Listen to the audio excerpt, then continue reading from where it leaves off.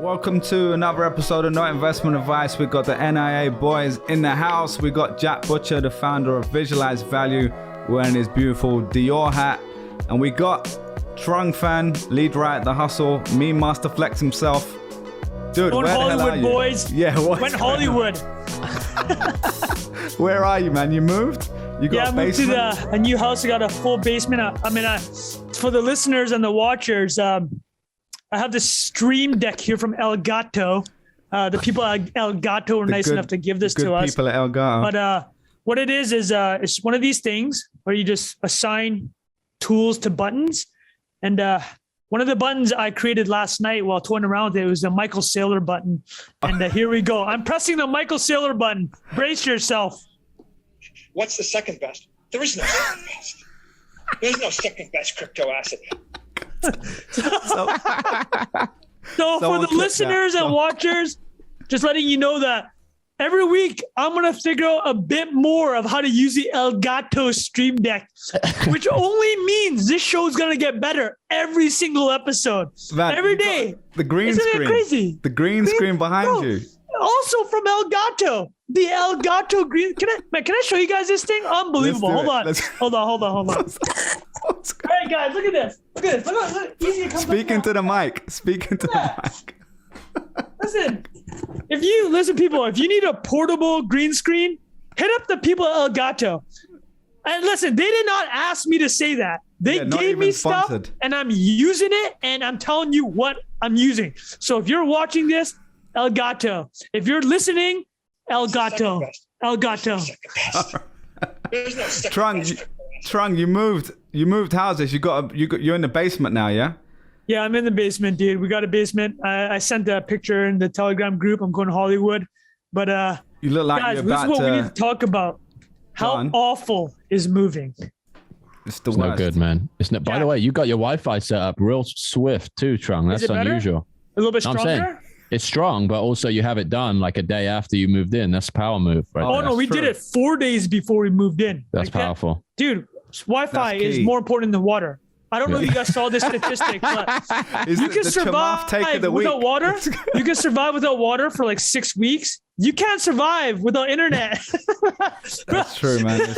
It's tough. That's always the first thing. And then Airbnb, when you get there, it looks beautiful and you get there and then you do that speed test. You get the app out.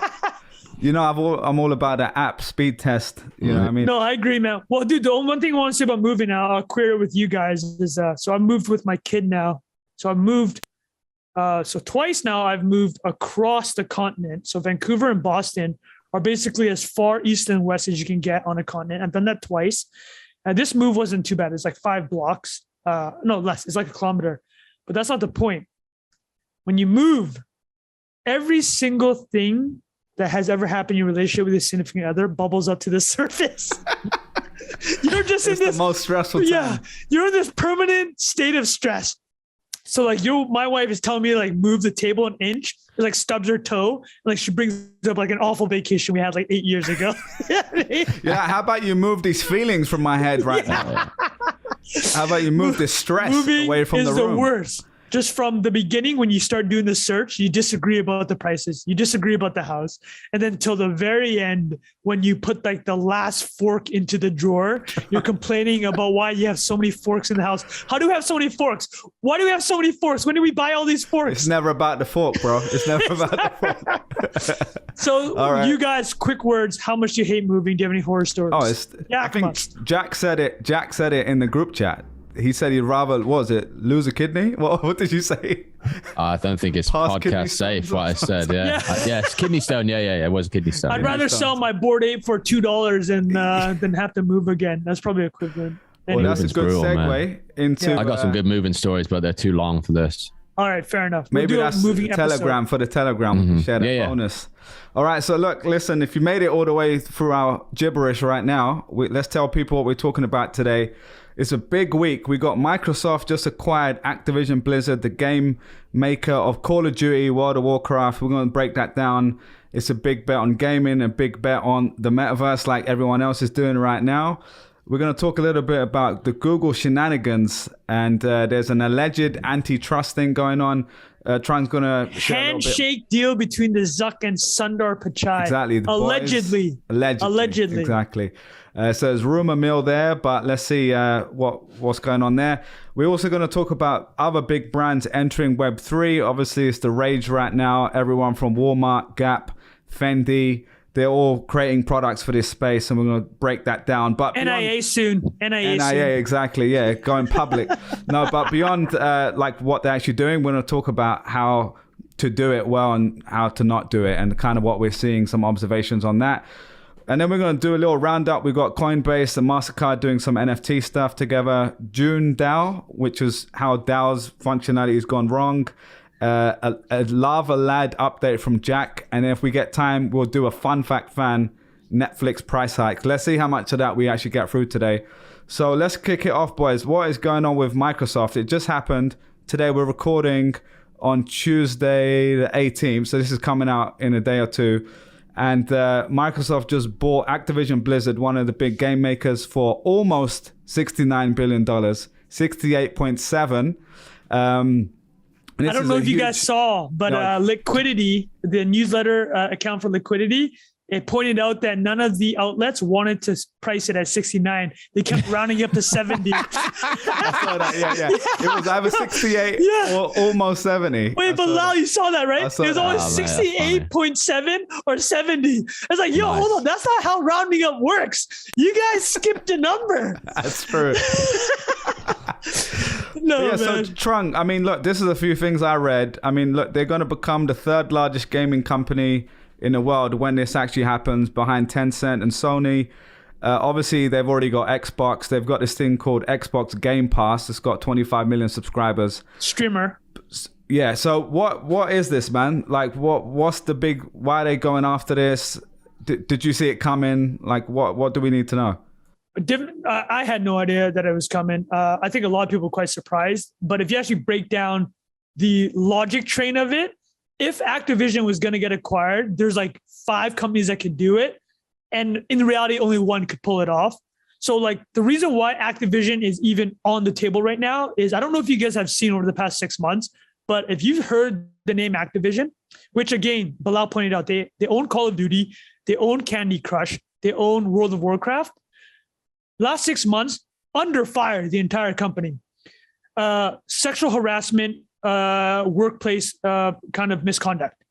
And apparently the C-suite knew about it. And I don't know the CEO's name. I don't know if either of you guys can pull it up, but in the meantime, I'll explain. He's under fire, the CEO, because it all happened under his watch and he apparently knew about it and nothing happened. So today, Tuesday, Microsoft announced a $69 billion deal. Yesterday on Monday, dozens of Activision executives were fired over the sexual misconduct. So clearly Microsoft's like, okay, we're going to push the deal through, but you got to fire all these people. And it's got to become clear that it's a new start, right? So from the Activision side, they're on the table now because of the company culture. It's a toxic workplace. And it sounded like people were trying to get rid of the CEO. So they're in corporate disarray, right? And by the way, his name is Bobby Kotick, right? Bobby Kotick. Yeah. So the company has been in disarray. People have talked about for the last couple of months, like, we're going to get rid of this guy. Like, what's going to happen? So this sounds like what the corporate resolution is going to be. They get bought by Microsoft. The new head of Activision will effectively be Philip Spencer, who is the head of Microsoft Xbox Gaming. So that explains the Activision side, why they're even on the table, right? So they're on the table because they have corporate disarray. And also gaming is consolidating. Last week, Take-Two Interactive acquired Zynga for $12 billion or $13 billion. And just like all the stuff we're seeing in tech, scale wins. So there's a lot of consolidation happening in the space. So Activision's on the table. So who can acquire Activision now? Amazon has a gaming studio. Google has a gaming studio. Apple has gaming interests. Netflix has gaming interests. And Facebook obviously has gaming interests. All those are on the table as a potential acquirer. But Facebook is actually, Microsoft is actually, of the big tech companies, the least under antitrust fire, right? They're not facing any of these lawsuits. I mean, Bilal opened with like Google and Facebook literally are under antitrust scrutiny right now for a handshake deal for rigging ad markets. So they probably couldn't push a deal through. So for Microsoft, they get to bolt on Call of Duty, World of Warcraft, all these Activision games under the Xbox Game Pass that Bilal talked about. So to summarize, Activision was hurting. They looked like they needed a change. This is the change. And Microsoft wants to strengthen their Xbox offering, specifically because they're trying to pivot into the cloud with Xbox Game Pass. And now underneath the Xbox brand, this is what they have. I don't play these games anymore, but I think we all know the names. They own Call of Duty, Halo, Doom, Hexen, Quake, Rage, and Overwatch. Ooh, Quake. Yeah. That is a throwback. So it sounds like if you want to play streaming online games, you are going to subscribe to Xbox Game Pass. That's amazing. And how does this compare to other big acquisitions? Because I've read like a tweet, I don't know if this is verified, how does this compare as like biggest acquisitions, basically? This is Microsoft's biggest acquisition ever. It's Satya Nadella's biggest acquisition, obviously. It's the biggest acquisition ever. Too, right? All cash. Biggest acquisition ever in the gaming space. And I mean, dude, let's talk about the boy. I'm just going to throw some Satya Nadella numbers. Yeah, put some respect on his name. Just put some respect. Yeah. Big Dick Satya, all right? I love how Satya, everybody's talking about all these other CEOs, right? Everybody's talking about Mark Zuckerberg, this. Satya, LinkedIn, boom, 26 bill. Let him know. Oh, Steve Jobs this, or like Tim Cook this. Nuance Communications, 20 bill, boom. And then today it comes in 69 bill, right? Unbelievable. So he spent over $100 billion in acquisitions since he became CEO in 2014. And let me throw one last thing out there. Since he's become CEO, Microsoft's market cap has gone from 400 billion to $2.2 trillion. So what's the lesson, Trung? Yeah. Well, here's the lesson. He's only worth $1 billion. The lesson is this: you don't get rich being an employee. Isn't that the craziest thing, dude? When you've done all these tweets, the amount of people that wrote up about you. Oh my God! Like dude. Real press. I saw it. I don't know for people who Independent. Who don't know what I'm talking about. Bro, Trung does these tweets. Yeah, he does ahead. Like that shit post lesson. You don't get rich being an employee, and there's thousands of people who think you're being serious. They don't. Well, they I'll don't tell you go what click your page and it says dumb memes. Yeah, it literally says it in your bio. Well, I mean, that is, as Jack knows, clicking my page, that's one more step, right? We know how hard click-through rates are. Yeah, that's that funnel. Well, the last thing I'll add about that is you're absolutely correct for bringing that up, guys. It in the annals of adding market cap value, it's Tim Cook and Satya Nadella and Sundar Pichai. Those are the three big dogs. They've all added over 1.5 trillion to their respective companies in market cap since they took over. But as alluded to, none of them are particularly rich versus the founders, which is why you don't get rich being an employee. You can become a billionaire, listen, but you kids, don't get rich. All right. Anything else on Microsoft? I mean, the question I had was, obviously everyone's writing about the metaverse. We're going to get onto that with the big brands in a minute, but how much of a play is this into the metaverse versus them just using that buzzword, do you think? Obviously, gaming, metaverse go kind of hand in hand in a way, but... I read actually, because we've talked about it before, how Satya was doing like the enterprise metaverse. You guys remember that we were joking about that? This actually suggests that, put the money where your mouth is. Like, you do a presentation on enterprise, but where is the metaverse really? It's gaming, right? Like the metaverse entryway for most people will be some type of social consumer facing thing, right? That's what I think will happen. And this $70 billion acquisition or 69 billion seems to suggest, like, if you're going to go metaverse, this is the entryway. Although none of the games under Activision are quote unquote metaverse. My World of Warcraft is probably the closest one, but they lock in the lead here. They pump up the numbers on Xbox Game Pass, the cloud offering, and you're going to need cloud when metaverse time comes. So I think it's all in that vein. That makes sense. Jack, anything from you, man, before we move on? No, I thought that was great, Trung. That was nice, very high dense. Energy. Indeed. It's the basement Trung is back. Basement Trung is back. Well, actually, so you guys were asking me if this was the biggest gaming deal. Michael Saylor actually has the answer to that. What's the second best? There is no second best. There's no second best crypto asset. This is the biggest gaming deal, boys. There is no second bigger gaming deal. You're having the best time with that Stream Deck.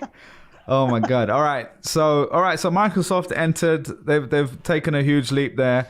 Now, staying on the theme with big tech, Google and Facebook allegedly, I have to say allegedly, so no one's come knocking on our door. Yeah, well, let's break this down. They've apparently been rigging ads somehow. Yo, Bilal can't even say the words he used to. People, Bilal, yo, Jack, you saw that, right? Okay, yeah, Bilal, I don't want to get you in trouble. Yeah. I can't believe. For the listeners, Jack and I just witnessed Bilal Zaidi try to read a headline. Listen, I'm just going to read the headline. It's literally Facebook and Google rigged ad market. I started sounding like Floyd Mayweather. Yeah. Yes. Bilal literally, like, he's been programmed. Bilal's a former Google employee. Like, Bilal, how long did you work at Google? Yeah. Wait, how long did you work there? I was there almost 7.5 years. So he literally could not even say the words rigged the ad market. Like, it could not come out of his vocal cords. So I'm going to tell you the news story. Bilal, you can defend your former employer. Not that that's your shtick. No, go for it. So in 2018, there was a project called Jedi Blue. And effectively what it was is that Google agreed to help Facebook on, it sounds like Bilal said, on the display ads on its platform. Yeah, because they said they mentioned publishers, and there's no publishers really on Google search. The search partners are, but I'm assuming it's to do with like DoubleClick or something like that. Yeah. So apparently, I'm going to have Bilal unpack this because he still is the expert, even though he can't say certain words like rigging the ad market. So Facebook obviously is encroaching, and they're the two biggest ad players, digital ad players, right? They own 55% of the market for digital ads. Amazon and Alibaba are getting up there. Amazon is actually getting up there really fast. But Google and Facebook are a duopoly in digital ads. In 2018, Facebook was going to get into something called headline bidding. Anyways, Bilal will explain what that is. Headliner bidding? I don't know what that is. It sounds like some type of programmatic ad program that would have encroached or threatened Google's business. So Google did three things. They went to Facebook and said, okay, we are going to give you preferential treatment on ads, on our premium ads. We'll give you good pricing on ads. And we're even going to let you use some special tools we have, or like a Google managed system to run your ad campaigns. And we'll block out competitors or third parties. But all you have to do in agreement is not do this crazy like headliner bidding thing that you're talking about, right? It's like, we'll do right by you, you do right by us. And this story has been floating around.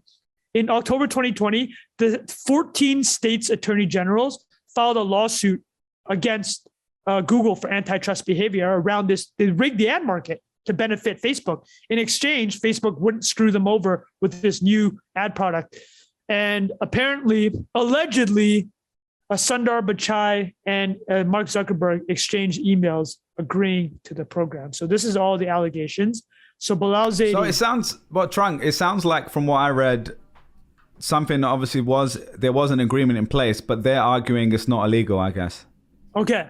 That's what I understood, but again, I'm not sure. This is also after I left, so I didn't hear anything internally or anything. Would any of that, I mean, from your understanding, obviously nothing, everything above board here, everything material and everything public, it's already public information. So when you heard all this information, have there been rumblings when you worked there of these type of ad deals with Facebook to block out competitors? Not block out competitors, but like Bilal, when you worked at Google, how did you guys view Facebook? Let me just get to the... well, it changed. I remember in January 2010, in my Noogler week, which is like your training week, which I hate that word, but that's what it's called. I remember asking a question on Facebook and in like a training, and they were like, oh, we're not worried. Like Bing is a bigger competitor than Facebook, which is, if you think about it, at the time, if you look at the numbers, if you think about 1% of search ad share going to Bing made a huge difference. Obviously, there's more came down the line with Facebook. So anyway, that was kind of, in my opinion, this is my opinion, not anyone there, I thought it was a little arrogant, right? Like, I'm like, clearly you can see it, or just out of touch, whatever you want to call it. And over time, clearly, like, that became more of a thing.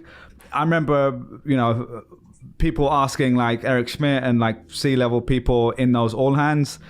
And it felt like over time they would accept that, yeah, they're obviously a competitor, but it felt always that they always wanted to make it like they weren't the thing we're thinking about.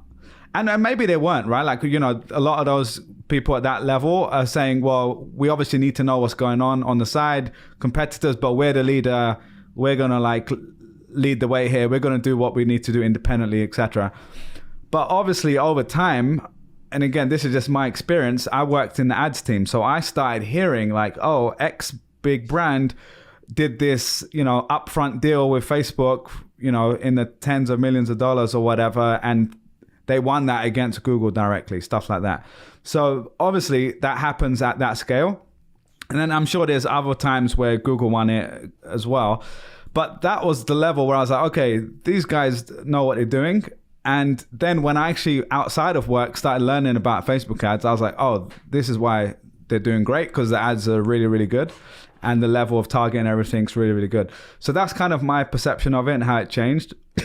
As it relates to doing anything wrong, genuinely, I never ever saw anything that would make me think that, obviously. And also, if they did, it seems like the stupidest thing to do, because it's like suicide. So I don't know, you know, on the ad exchange side, you know, there's Google ads, there's like 4 or 5 big segments.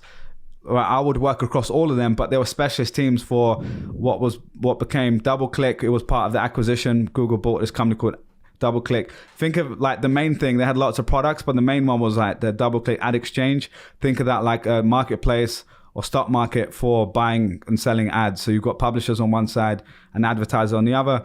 That is where I assume this is where something happened. And the phrase you mentioned before, I think you said headline bidding or something like that. Yeah. Or like header bidding. I think that's like on certain pages. If you think New York Times, I don't know if this is what they're referring to. This is the only thing I could think it is. There's like the prime real estate at the top of like, right. You know, New York Times, like on YouTube, they have the masthead, right? Like right at the top, the homepage takeover. Yeah. You buy that on a per day basis. You just say, I own it for the whole day. It's a bigger audience than the Super Bowl or something like that. How much is that? I forgot off the top of my head. It's probably $500,000-600,000 last time I remember, but it depends by country. So if NIA was going to do the YouTube takeover... We could probably do it in like the Netherlands or something like that.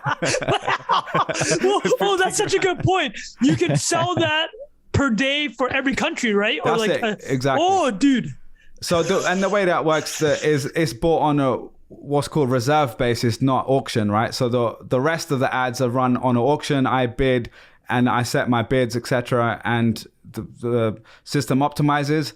And on this side, it's more like I want to buy a front page the same way you would buy a New York Times or whatever. So I'm assuming what they're talking about here is something to do with the auction, because there's a thing here where the second bid, like the rule is the person who comes in second, like say there's an impression, we're all bidding for this ad impression. One person wins. There's a second person. They're only supposed to pay like 1 cent above the minimum amount, basically. So I might not be explaining that completely correctly, but that's called a Dutch auction, right? That's exactly, called a Dutch auction. It's like a minimal. Yeah, they're not supposed to overcharge you. Essentially, not supposed to artificially make your bids higher. Which in this case, I think that's what they're kind of accusing them of, and pocketing the middle amount. So yeah, that's kind of how I understood it. Thank you, Bilal. Thank you. That was I know that's a touchy issue, and we appreciate Jack and I appreciate, and the listeners appreciate the honesty. Last question I want to throw out there. I'm prosecutor hat on right now. No, I'm joking. What I was going to ask is this: do you remember the charts? I know that we share some charts amongst us. It's what is it? Hungary is a pretty big listener of NIA. Can we just buy the YouTube takeover for Hungary to our Hungarian listeners? Maybe we should start a crowdfund DAO for that. Yeah. An NIA DAO to buy it in like the most obscure place that is like number 1 NIA in the charts. Yeah, that would be great. All right. Anything else on the Google stuff, boys? I mean, honestly, the summary for me is, who knows? It's alleged. My impression when I first read it was I used to read stuff like this every month. Like there was a new thing. We're getting sued for this. They're getting sued for that. And until something's actually proven, you're like, okay, let's see. I also, on the flip side, I don't expect any company is like completely innocent, right? Like I'm sure there's stuff that's going on that's a little shady at times. So I wouldn't be surprised, and it probably would be more the interpretation of the law, and that, you know, complicated thing in court, like was this illegal or not legal? That's kind of how I feel like a lot of companies would get in trouble for something like that. I just love hearing your Google stories, man. Like I wanted to ask you about these all hands. Like, I mean, dude, so like, were you when sorry, let's just ask a couple more questions. No, it's cool. Go for it. So these all hands, were you doing them remote? Because you're in New York, right? They're happening on the West Coast. Yeah. Did you ever go to all hands in person? I did, yeah, in Mountain View. How was that? Amazing. It was. I actually thought, without just drinking the Kool-Aid, like it's really cool that every week you get to speak, like hear the founders speak, and like it used to be Fridays, it became Thursday nights because people got older and had families and stuff. But they would have like beer, pizza, or whatever. And then the founders would come and answer questions. There was like an open dory, like which is like question and answers where people could vote up and down. So they would have to answer the top. Oh, amazing. Question. So it was about like transparency. And they used to share so much, like early on, they used to just share everything openly. And then I think over time, like that became really hard because people would leak it to the press. Yeah. And every week they would bring in like a different product team and they would say, here's what's going on in Maps. Here's what's going on in Android. Here's what's happening in YouTube. And so, yeah, you could listen to them remotely. They would send like an email with the video and stuff, which was, honestly, I thought was one of the biggest perks. Like a lot of people didn't even listen to them. But you're getting access to like some of the greatest business and product minds of all time. Incredible. And you're getting to hear like their unfiltered thoughts on how they think about taking Android to the whole world. Like when I started, it was like 4% market share. It went to 80. And I remember like reading every week, like how are they doing it? Are they creating partnerships here? What's happening in Latin America? Like all that stuff. And you learn a lot from that. So I would say that was really cool.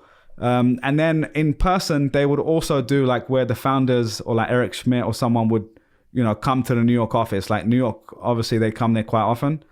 So they would do it in person. We know that Eric Schmidt's got a special condo in New York. A penthouse. If people aren't familiar with Eric Schmidt penthouse, just Google Eric Schmidt penthouse sex wall. Yeah, soundproof. Private elevator. I think it's kind of out in the open, so this is not saying anything crazy. Yeah, this is not. It's a very open marriage. I've probably seen him. I mean, his office was right near where I used to sit in Chelsea Market, and it was black tinted. It was tinted black. Walking around looking like a G. So anyone seen him in the office, you know what I mean. But yeah, so anyway, so that's it on Google. Anything else, boys, on Google and Facebook? No, man.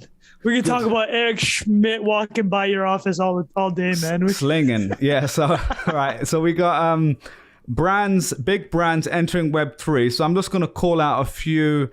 We don't have to go through every single story, but Walmart just announced they're doing something, which is hilarious. Gap, there was something about a hoodie that you could get like a physical one, and like, you know, something in the digital realm. My favorite one, Fendi, is working with Ledger, you know, like I think I've got it on my desk, the crypto like hard wallet or cold wallet, whatever you call it. They've made like a Fendi version of that, which I thought was absolutely hilarious because like it looks like a little mini handbag for your Ledger. And let me see if I can pull up a picture of this. Let me share my screen real quick. All right, let me just share this. Can you guys see my screen here? Look at this cute little, can you see that little handbag looking thing? So apparently that's going on your handbag. Like why the hell would you have that? I don't know. You're supposed to put that under the ground or in a safe or put it in your bank or whatever you're doing. So I don't know what they're doing here. But I guess the point here is every week we're hearing new examples of big brands entering the metaverse, entering Web3. And I wanted to open up the discussion around what you guys think about it, especially from Jack, given that your background is in creative and advertising. I mean, anything stand out to you, Jack, looking at all these examples so far? I think we talked about it maybe 4 or 5 episodes ago when we, like the metaverse as a meme that has like entered the mainstream to the point where CNBC has got like 2 segments a day on the metaverse, right?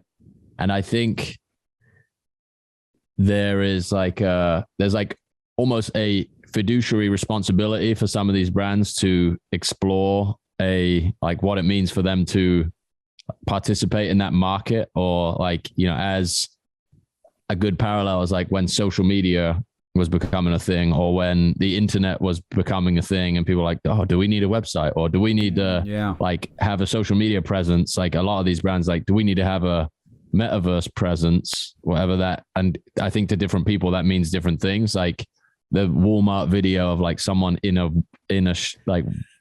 walking around a Walmart store, like picking stuff up off a fake shelf and putting it in a cart is just like, I mean, I find it really hard to believe that is going to be a behavior adopted by people, because it's actually going to slow down how much money Walmart makes selling their stuff on the internet. Yeah. Right? And I think that's what wins out in the end, is like Amazon's, the web design of an Amazon page is like the highest converting thing on the planet. And it's that like, it is objectively like a ugly 2D experience, and that is like taking like commerce to its most efficient experience. Yeah, and it's and like these businesses, like, you're not real, like, we talked about this in the context of Facebook, but Walmart is even crazier, like thinking you have like the internal talent to pivot to like a game experience or to design some like immersive experience. It just feels like totally off. But some of it is like there are literal keywords being listened to by bots that like bid up share prices based on the fact that Walmart was in the same sentence as Metaverse, right? Like some of it is like you have to participate in the meme just to like, so your shareholders like it's an earnings transcript that you talk about, right? Like the increase in the word Metaverse in earnings transcripts. Exactly. And so some of it is that, and then other, like the Fendi thing is kind of maybe like a misdirected attempt to like make people who like, you're essentially trying to appeal to a new consumer who is spending crypto, right? They want people to buy Fendi bags with like the money that they've made flipping JPEGs or holding on to Ethereum or Bitcoin or whatever else. Like, it's not part of Fendi's mission to,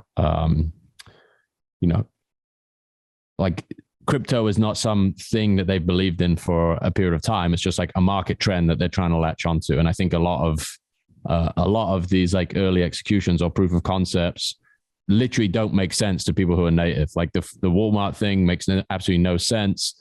The Fendi thing makes absolutely no sense. And that's the, like, generally speaking, that's the product of like an advertising agency that's been briefed on like, we need to do something on the metaverse, guys. And then there's people that aren't in that culture that have probably never performed a transaction with a ledger in their life designing that thing, right? They probably think it's like a USB stick or something. Yeah. Exactly. And it's like it's just like a cultural miss. And then there are other brands that probably through partnerships, honestly, do it right. Like they just go find someone in their organization or partner with someone who is like truly crypto native. And if that person kind of straddles those two worlds, I think fashion is just like a more tangible like example, right? Like Artifact is a perfect partnership for Nike. They went like big on that, put it next to their three biggest brands, and the leap is just not significant. It's like, okay, people like flexing their collection of shoes in real life. That's like analogous to like all of these environments that people are spending time in digitally. So Artifact makes sense. Like throwing cereal boxes in a fake shopping cart.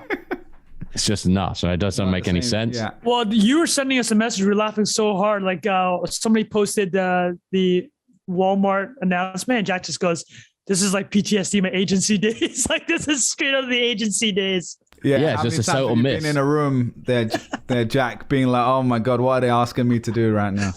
Or the stuff that would get presented, like, there's some like edge case technology, and it's like, we need to seem like we're up on, like, we're paying attention, we're a forward thinking brand, so we're going to sink like millions of dollars into this proof of concept that nobody's ever going to use. It makes absolutely no sense, but like there's almost no accountability to the market in that environment, because you're just like spending a marketing budget to explore ideas. So on one hand, it's like, yeah, okay, that's cool that people are like thinking about the future of how they'll interact with consumers and blah blah. But on the other hand, it's like a lot of the time it misses the mark massively because they're so outside of the culture or the current application of stuff. And yeah, I think fashion are the few, like Adidas, we talked about that. It's like one of the reasons they pulled that off and the drop was so successful is because they partner with people that have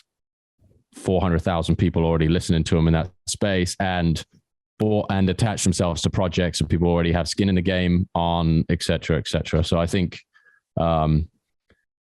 it's only just beginning. I think in most cases, like the most elegant ways in will just be partnerships, like complementary partnerships, rather than these brands trying to define what this thing is going to be.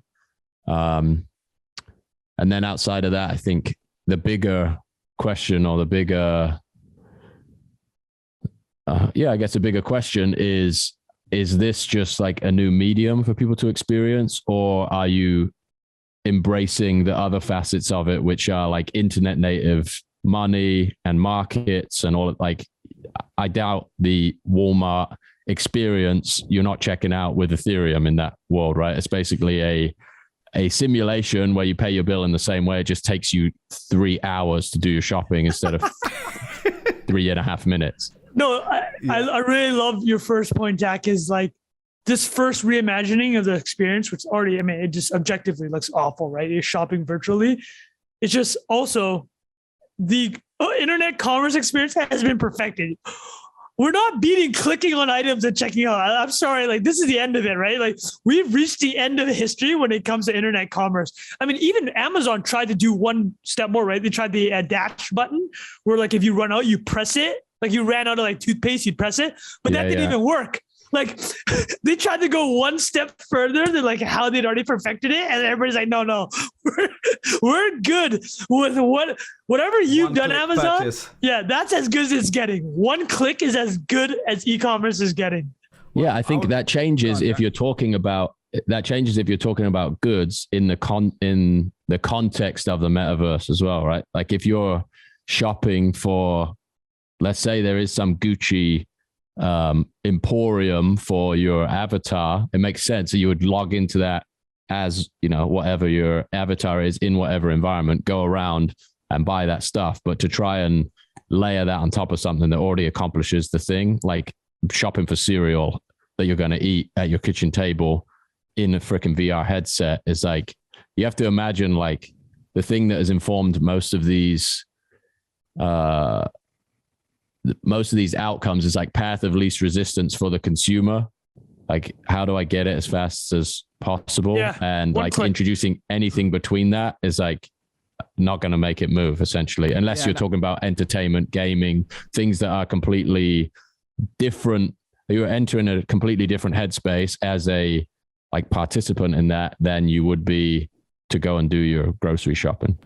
Yeah, and I think it screamed to me like what a lot of people do is they take what happens in the real world and they just one for one make a digital version of it, instead of saying, you know, it's kind of like that meeting example we talked about. Like you go in the meeting and there's a whiteboard and everyone's sitting around the table and it's like, okay, if you're gonna go to do all this VR stuff, you might as well throw some dragons in there, you know, like let us get wild a little bit. So I found the same thing. And then one thing you said earlier kind of really stuck out to me, which is this is not just about metaverse. It's not about Web3. It's a bigger thing that as new trends come into play, this is always a thing. A big company will hear the buzzword, and rightly so, like they dedicate some resources to it. And we've all been in those situations where we either get an email or we're watching what's happening and we're like, oh God, this is going the wrong way. Or you're like, so I mean, I'll give an example. At Charity War, we had a culture of trying new stuff, and I think that was a good thing. And it was okay if we tried it, it didn't work, right? But I think a lot of the times, but you kind of can do it for stuff like a brand partnership. If you do a brand partnership, and we did one with Away and it looks cool. We did another one with J. Crew and we're like, oh, we could have done it differently. I'm just making these up. that's fine. But when it's like, oh, okay, we did a $1 million water project in Senegal and we messed that up, that's not something you can like just fail at. Like I remember that's not an experiment, right? You're not failing fast. Yeah, exactly. It's not an app that you can go and fix the code and be like, oh, now we push it out to everyone with an update. This is like a different sort of thing. But when it comes to like new stuff, like whether it was social media, like you said, e-commerce for a lot of people, there's like a spectrum. There's the internet guy, the CMO who doesn't believe in internet in 2022, right? And then there's all the way to the other side, which is every shiny object we're going to jump on. We're launching a DAO for our brand when it makes absolutely no sense. Right. Oh, we've got a Discord and now we've got 100,000 people complaining about flights because we didn't think this through. You know, like wait, did that happen? No, I just made that up. Oh my God, that's funny though. Good example, yeah. Yeah, if United Airlines like, yo, we spun up a Discord. Oh my God, could you imagine? We're gonna fly in the metaverse. That makes, instead we're like, no, we're already flying through the sky. It's already pretty magical. Let's just stick to that.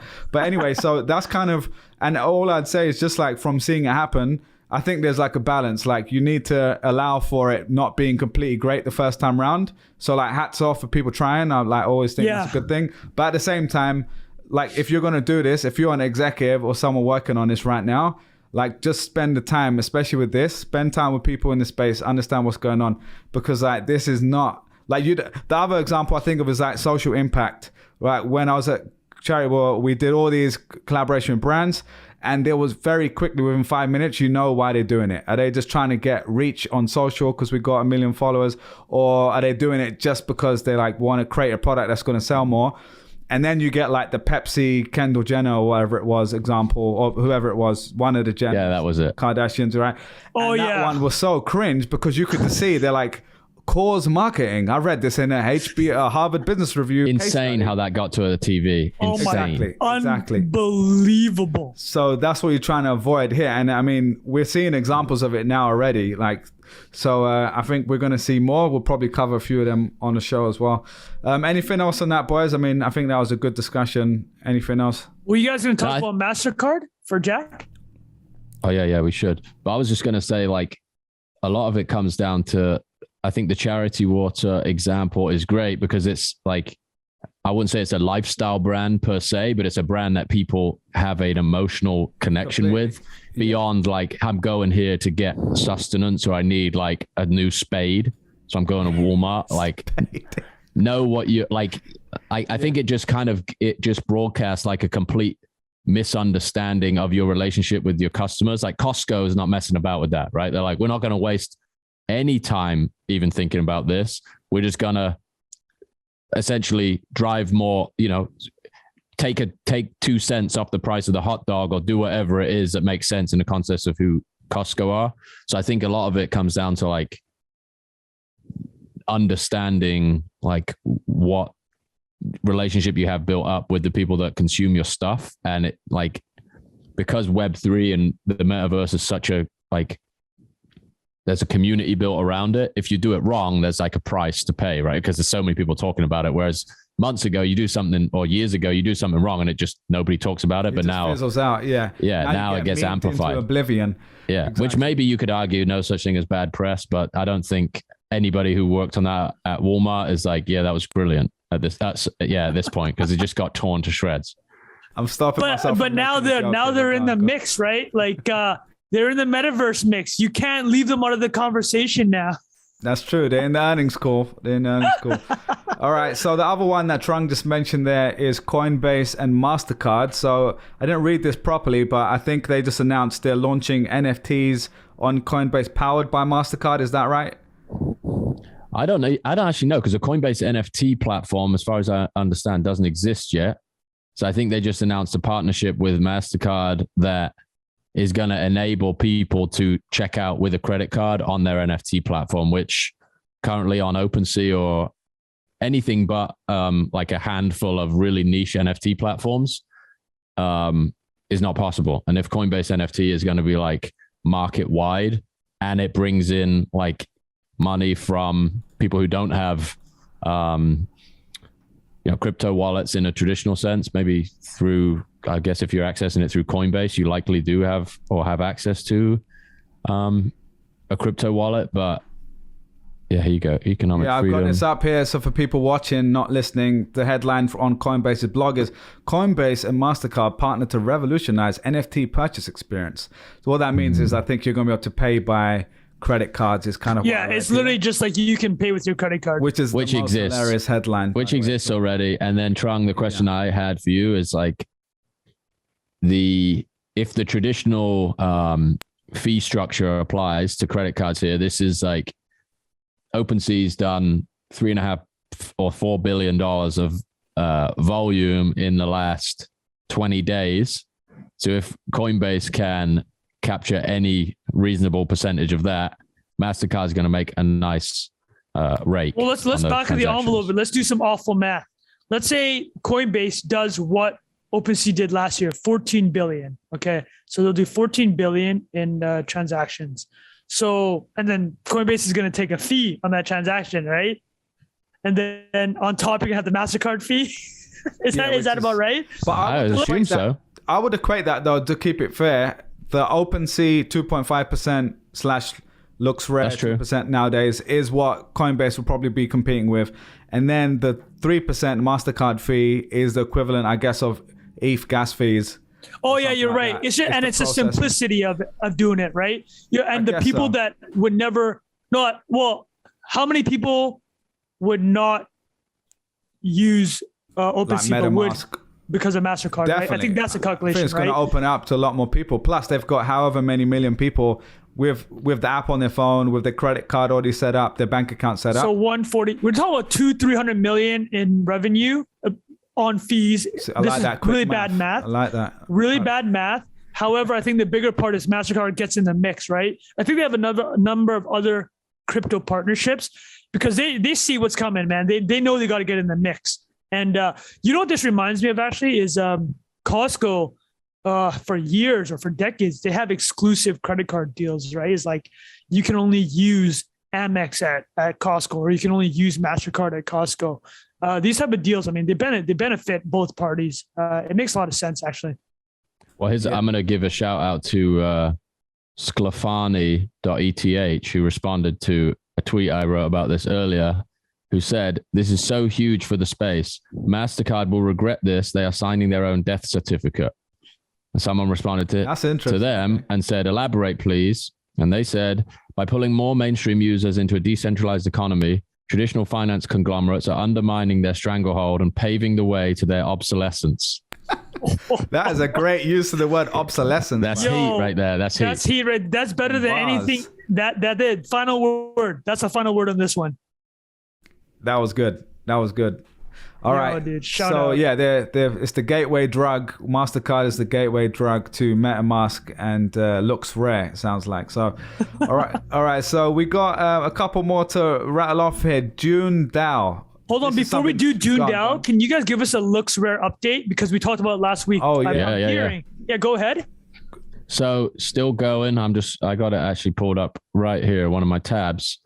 It's returning 710% APR for your staked looks right now. Oh my God. So it's been working. The airdrop, I staked the airdrop, I bought a little bit more and made a little profit in the last 7-8 days it's been up. And the team has been shipping updates on Twitter, which is, I think, helping continue the momentum where like they rolled out without the full set of features that OpenSea has. And so this, really, for people who don't know, this was a competitor to OpenSea. If they didn't hear the last episode, good. And they did an airdrop for everyone, and me and you picked it up, and you can stake it and earn this APY, whatever it was. And since then, you bought a little bit more. You said, right? Yeah, I think we. I can't remember the name of the due diligence that we referenced in the last episode. It was Moon Cat 6439. So based on Moon Cat's analysis, we went a little harder on and bought some at market as well. And it looks like it was correct. So far, it's holding up. But the great thing about the story so far is they've been, truly building out loud, taking requests from people that are using it. They've got some good, people with good distribution that got in, either advised them on the creation of it and obviously got allocation early and are up an obscene amount. Centralized. Indeed. And then some people that got, airdrops and essentially free money. And I think that's kind of a ridiculous marketing hack, right? Is being able to, like they've been calling it the Web3 stimulus checks, which there's like a political outcome of delivering a lot of free money to people that have networks that are already talking to the people that they need to onboard. And you have like Basecamp, the pick an enemy. So they've got like this this great marketing Basecamp potential. Apple. Yeah. Where they say, we're the alternative to OpenSea. The users own the platform, and everyone's making money every day from supporting this thing so far. I imagine the bigger it gets, the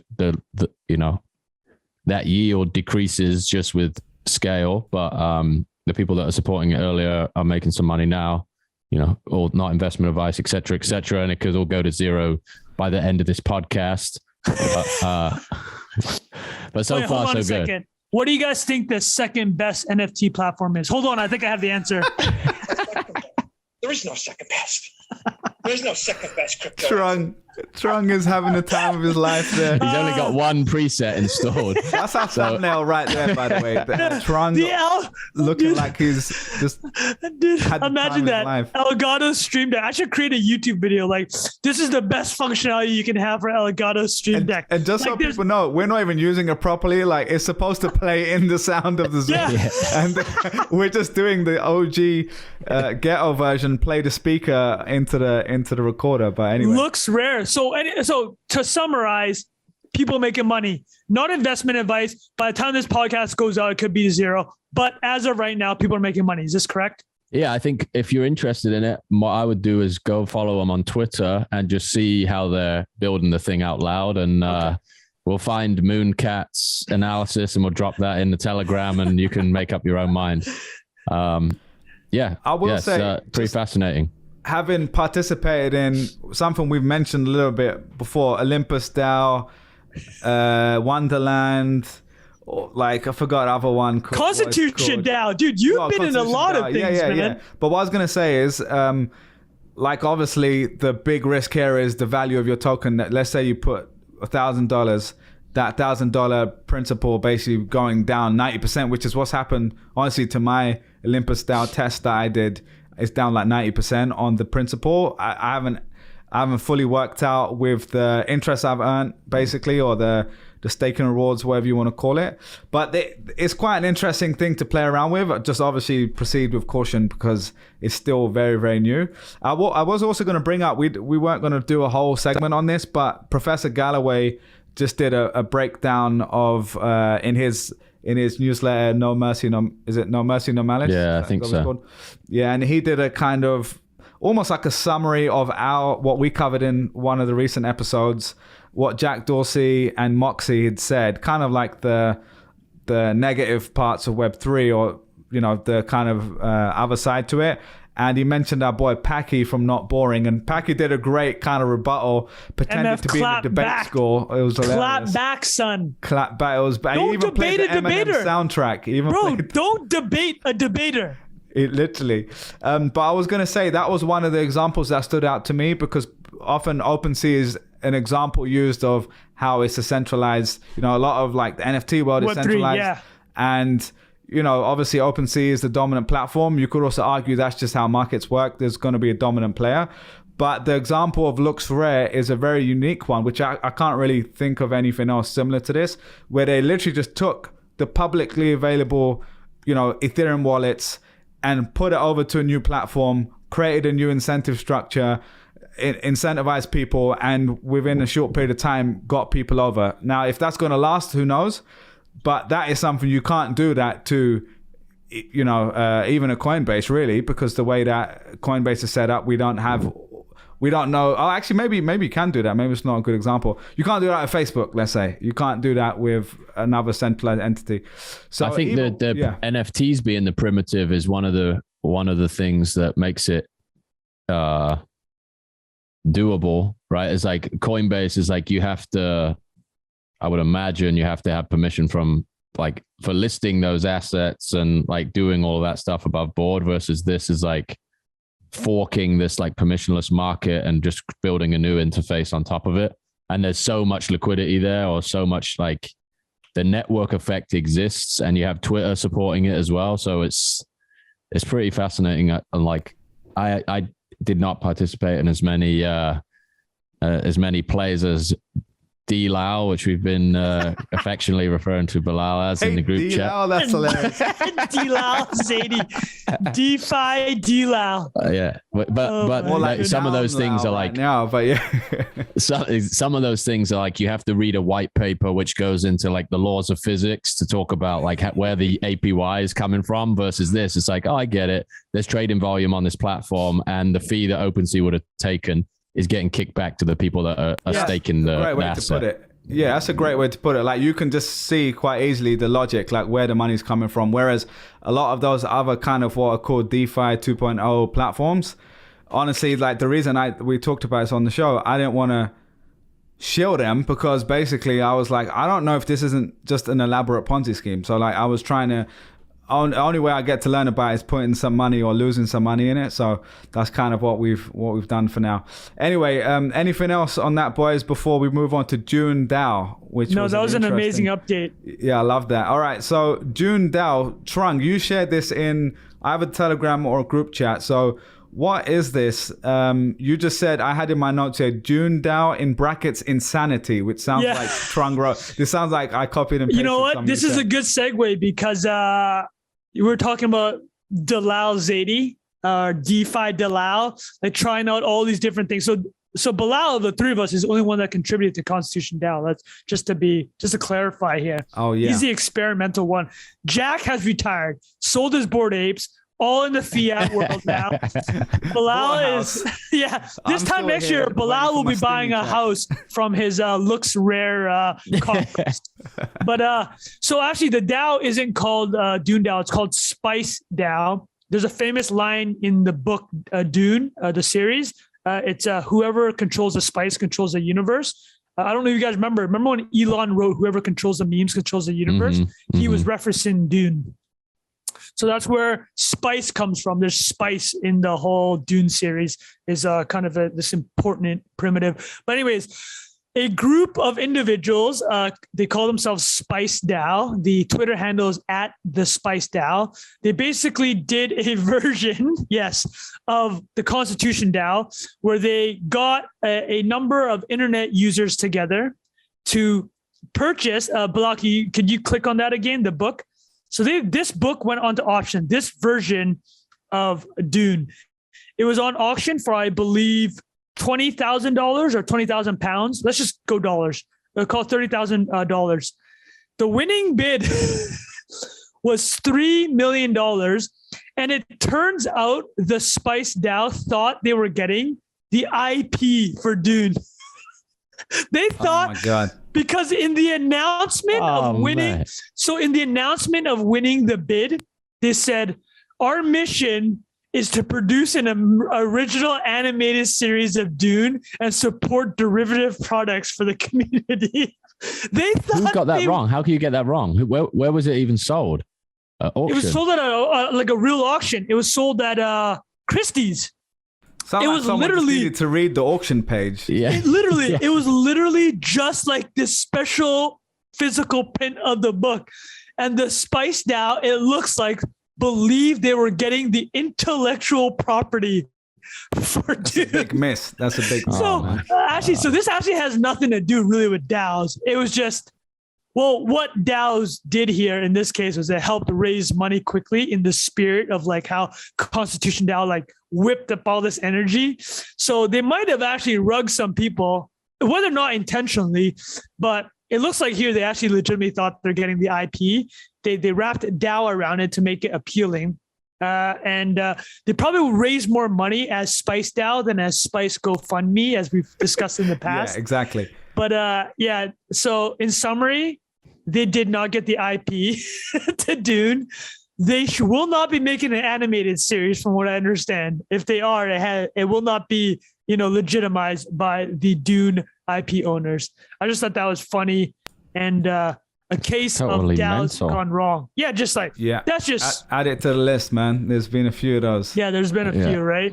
Yeah, 2.6 million. Like, it would sound outrageous as well. Like maybe a few months ago, but at this point, it's like doesn't even sound that nuts. Yeah, these things. That's true. These projects run up 7-8 figures of liquidity in 30 minutes and have not like they can even raise a that book in supporting seconds, them. right?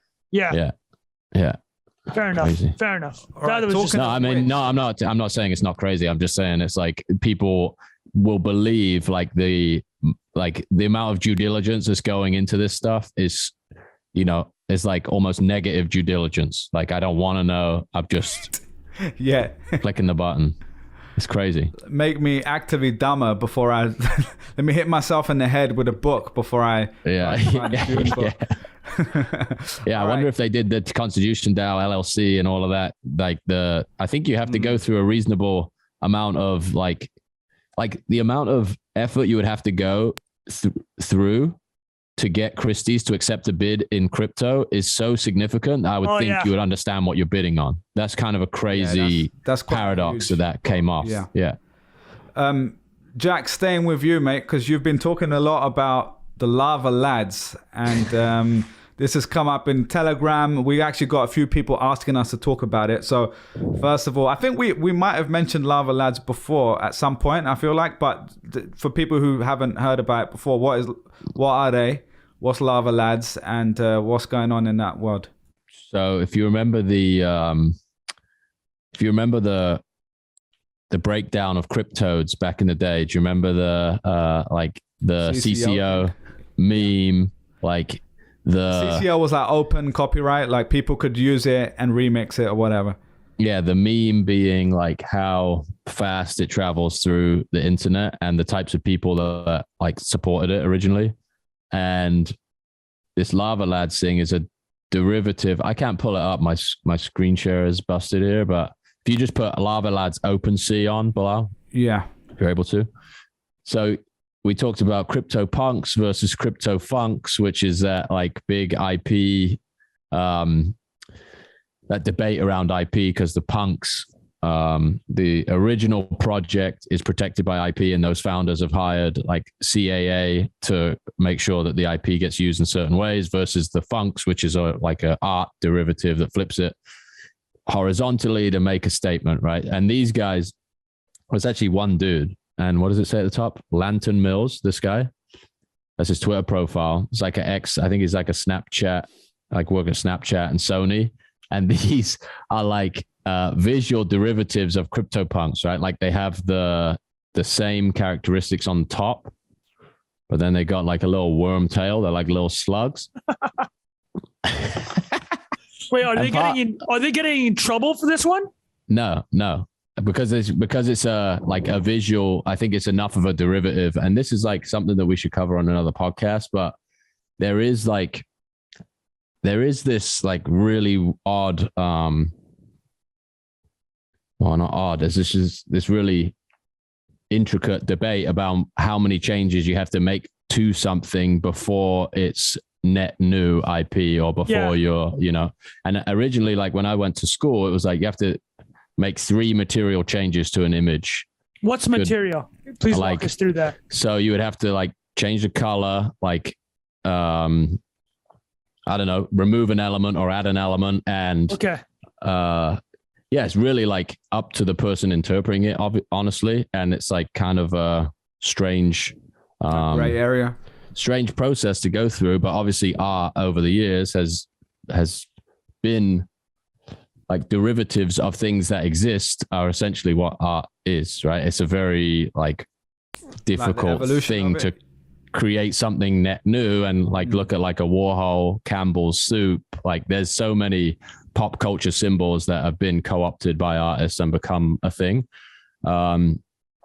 Anyway, I mean, there's not a huge amount of analysis to be done on this other than it's funny as hell because they're like little slug worm things. And you go into the Discord and see the rate at which people are producing memes for this thing. And that's like the new, that's like my new barometer for judging whether or not these things like have like velocity is like how easy is it for people to create derivative work, and how like funny it is, and how excited people get about doing it.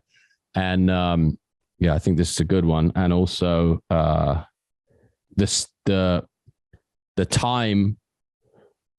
Well, there's two pieces to this. I think like if the art itself like attracts people with a similar like sense of humor, I think there's something really powerful about that as well. Like if the art becomes the thing that builds the community, or the symbolism is the thing that builds the community, then people are less attached to the price of the asset, and they spend way more time working on the narrative, versus these things that jump really quickly from news cycles or like media, like, you know, the price rises and people jump in, which I think tends to thin out the like quality of the material that comes from the community, because the entry point actually brings in people that are less likely to work on the meme. Does that make sense?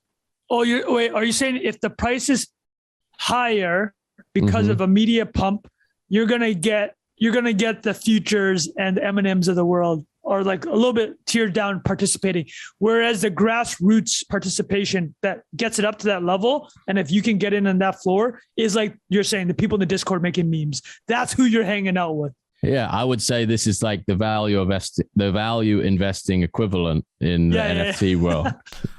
It's like a bunch of people that are really have high conviction on a like meme thesis, and are just like working on it with conviction. There's barbells in the barbells. Jack Butcher right there. Jack Butcher quote: "My barbell investing strategy, there's a barbell within the barbell." So this is the crazy risky side. So there's Jack's house. Here's the crazy risky side. And within the crazy risky, there's the conservative value investing. Yeah.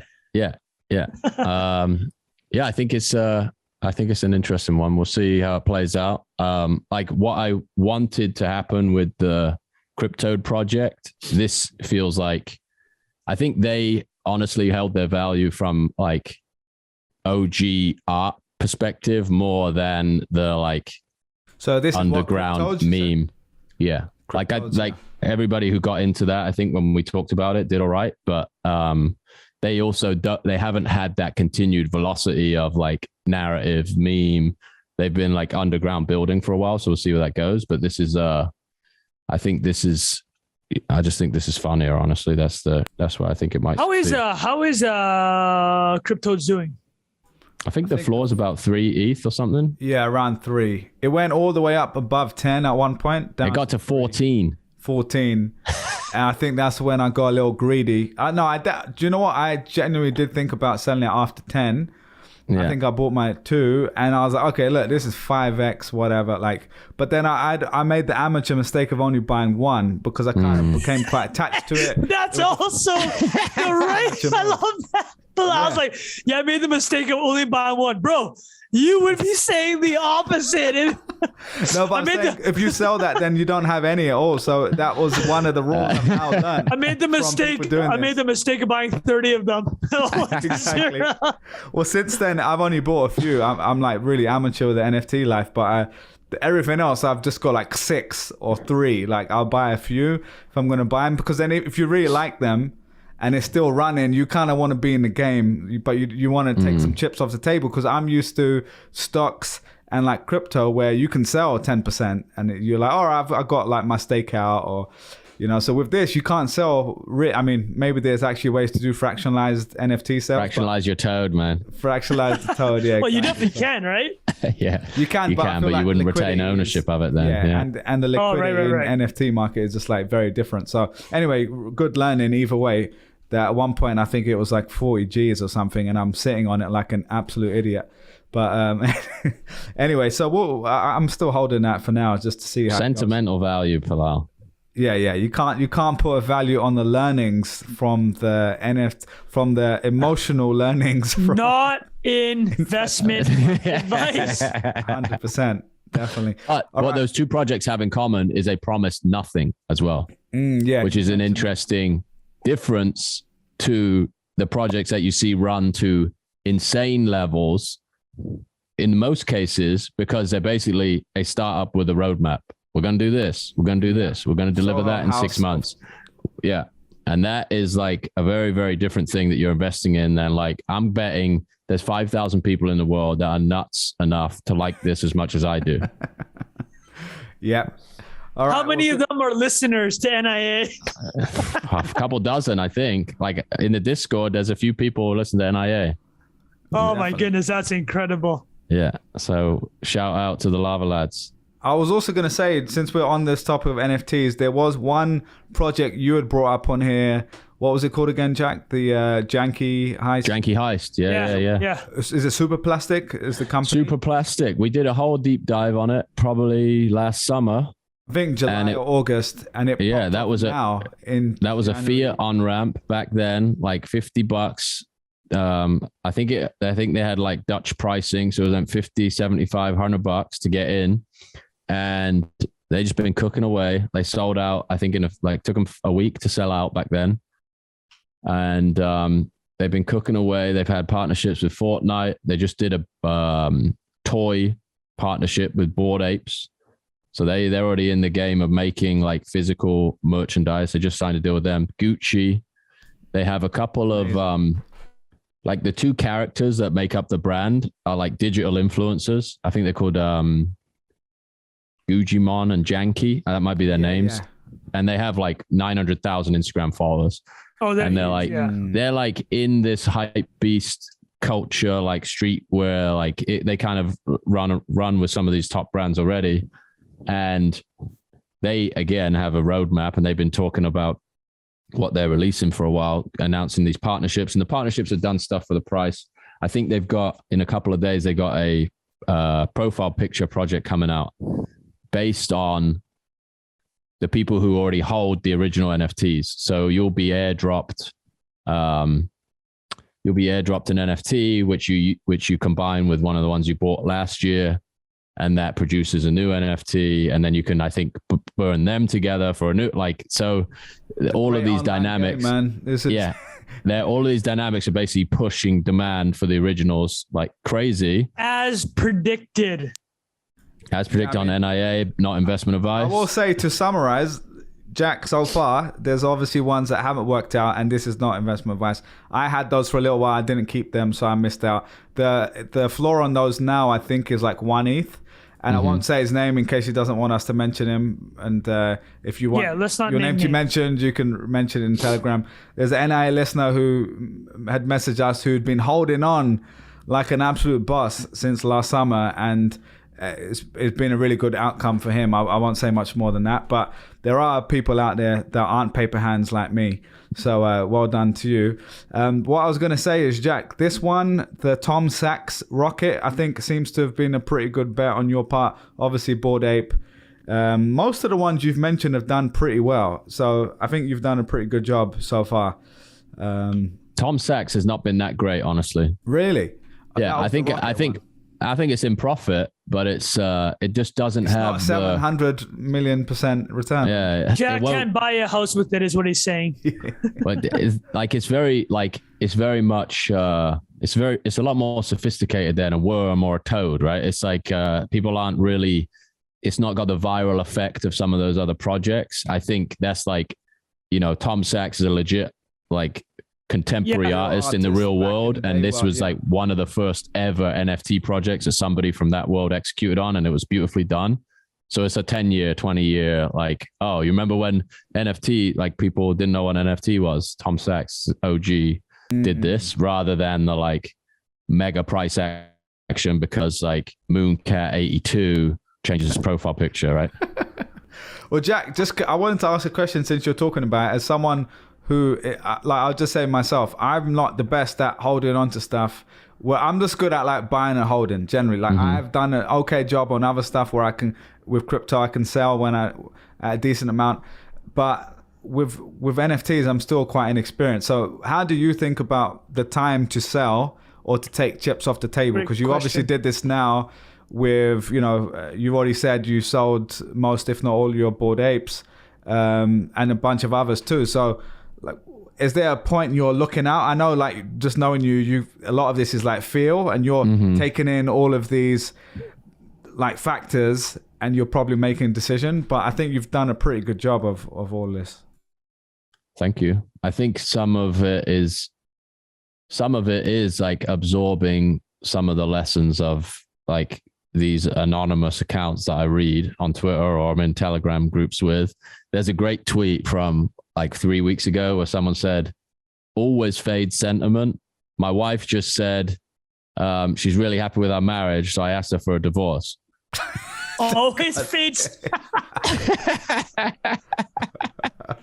But essentially, yeah, I mean, this is like age-old investing logic, right? Like buy the rumor, sell the news. Yeah. And I think there's like, to some degree, that is like, again, one of the best lines I think that got cited on this podcast was you don't go broke selling early. Is that right, Trung? You don't. You only get rich selling early. Selling early, yeah. And I think a lot of it is like going through a couple of cycles of this, because there have been these really concentrated pumps where you're like, oh, it's going to go like next time is going to be more extreme than this. And then you go through that twice and you're like, you know what? I'll be very, very happy with a 50x return on this. I don't need to wait for 100, you know, like that's it's kind of the schoolboy era in a couple of instances where you get another chance and like taking the second chance rather than, you know, some of the stuff you see on Twitter where it's like, you know, I just got a 400 grand offer on this asset and I'm eating ramen noodles and I'm in a 200 square foot apartment that I really need to move out of. It's just like, okay, this is enough. Like, come on. Yeah. Bro.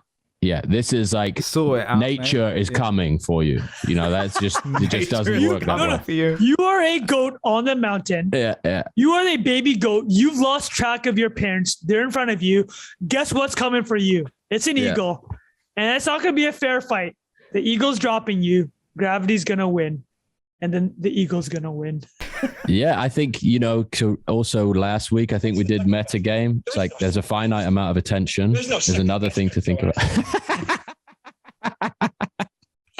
Trying like with his new toy.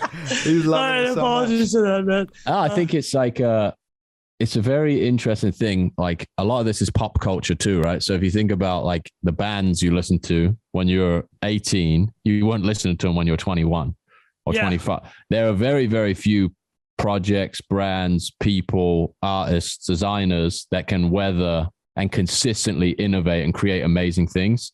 And I think some of this is like, there's so much like, not necessarily nostalgia is maybe not the right word, but sentimental value wrapped up in stuff where it's like, if you're trying to game this out as like a return on capital with any degree of like fundamental analysis, no, you've blown this out of the park to a degree that you should just take the money off the table. Like, and I said, I said in like on the couple episodes ago, it's like, if this is encroaching in a like outcome where if you did lose your money, that like you've significantly impacted the your quality of life in a way that you never foresaw, right? Like just the level of security that could lock in for you, not necessarily to go and spend it on something, but that I think is definitely there's a total degree of luck as well, of like getting in at a certain time, and the idea of a few of your first bets coming true kind of doubles your conviction in a lot of ways. And it's like, it gives you margin. Like the Bored Apes are a great example of like a bet that gives you margin. They're like, oh, this is the cushion. Like you're playing even with house chips or whatever. Exactly. You're holding the asset and you're playing with chip. And I was making money in Ethereum last year as well. So like it was all this kind of closed loop, which I don't think if I'd been even earning like a nice paycheck, then converting that into Ethereum, then spending that on cartoons, there might have been one too many bridges there. But this was like, there's the barrier there, totally native, and like, hey, this may be a once in a lifetime, like, you know, a once in a lifetime behavioral change that you're really close to, and you're studying, you're spending a lot of time around. Make a couple bets, and I've just spent like an ungodly amount of time on Twitter OpenSea, like, you know, the tweet that someone wrote about you, where it's like, how much nonsense goes in this guy's head. What was that? Hassan. Hassan. That's garbage. Is like your Discord, that NFT. That's what you saw. Right? Yeah, and that stuff is like it is not a pleasant, like, it's just not. It's just not very, like, you could not do this for years and years and years unless you're like a young kid. I think, like, I personally, like, I don't have that. That's why. That's totally fair. Well, Jack, the one thing I want to add, Bilal, let's skip the Netflix. We don't need to do it this week. But the point I want to add to Jack's was episode 20. If you're new to Not Investment Advice and you want to hear more of what Jack just talked about, you know, how Jack's like, if I had fiat, it would have been more difficult for me to buy, but it's because I had Ethereum. I had already made some money in Ethereum. Listen to our episode with Tom Osman, who sold an Ethereum NFT rock for 1.3 mil. He had purchased it 19 days earlier for 5,000, because everything that we talk about in the episode is exactly what Jack just described in the last 5 minutes about the mindset of 2021, which converged to have him be involved in the NFT community, having ETH at the ready when these projects start taking off, and then kind of picking up the signals. But I think that episode really captures. It's also one of our favorite episodes by far. So yeah, I think it's actually the most popular episode we've done. It's got that sweet clickbait title, man. That was me on the. I had to change that after. I was embarrassed to do it. Don't change. Do not change it. Do not change it. When we launched the episode, let me just read it out. Now I've changed it on YouTube specifically to how Tom Osman made $1.3 million in 19 days from an NFT. Got the keywords in there. Yeah. It's the from one to the next. We've got a ridiculous thumbnail with clip art. This was when I was doing the thumbnails. Jack took over. But you nailed it, bro. You nailed it. You had the guy with the, I think it was Tom, like hand in his. Oh, it's good. A+. Yeah, this is. We need to up the levels there. But that was nice little canvas skills on my part. But anyway, all right, boy. Yeah, we can do the Netflix one maybe next time. We don't have to. It's not important. Netflix raised their prices. We still. Right. Everybody's gonna pay. Whatever. Everyone's gonna pay. That's the lesson here. Nice. Yeah, I think that covered off everything. So again, if you're new here, there are new people coming here. First of all, I think like 30% of you on YouTube are not subscribing. You're listening but not subscribing. So make sure you press the subscribe bell. Hold on a second. If you're on YouTube and you're not subscribing, look at this thing. He's ready. Why are you not subscribing? Wait until I figure out how to use this thing. It's over. It's over. And definitely the green screen, man. That's the move. So yeah, and Trung's adding a new feature to the Stream Deck every week. Yeah, every week there's a new one. I'm adding a new sailor soundbite. Yeah. In fact, I think we should do after this episode goes out on Thursday. Let's ask people what they want. On the soundbite, yeah. What should the soundbite be? And we can add that in. But anyway, again, thanks again for being here. We got a lot more coming for you. And make sure you're subscribed on YouTube, Spotify, and Apple Podcasts, wherever you listen to podcasts. What I will ask from you guys, the only way this stuff spreads and how we keep growing, how we get better guests in the future, how we keep putting more energy into it is by you spreading the word. So share this in your group chats, throw it in Discord, Slack it to your Web 2.0 workers. I'm asking, and this is the first time Fiat Fan is asking. I'm asking. Tell your family about this podcast. This is it. You know what? I'm not adding any more sound bites. I am not happy with the pace of this show being word of mouth around right now. We're staying at 2 sound bites on the Stream Deck until I see more progress on this front. Hardball trunk.